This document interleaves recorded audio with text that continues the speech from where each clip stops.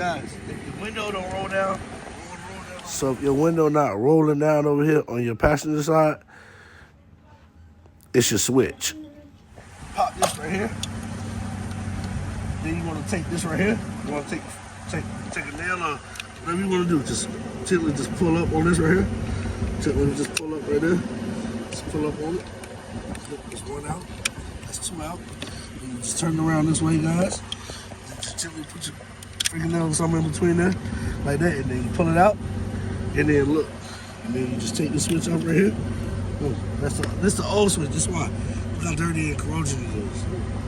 So now I'm gonna take the new switch, and we're just gonna plug it in like this right here, guys. Look. Right, get them right. Flip it around right, flip it around right. Boom. So now look, guys. So now what you're gonna see is a totally whole different thing. So now you see we're gonna roll it up, roll it down. It's not your motor, guys. It's a switch.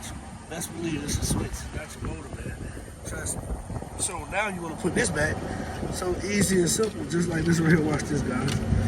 Everything just slide right back in place, just like that. You heard the click. Once you heard the click, we're in business.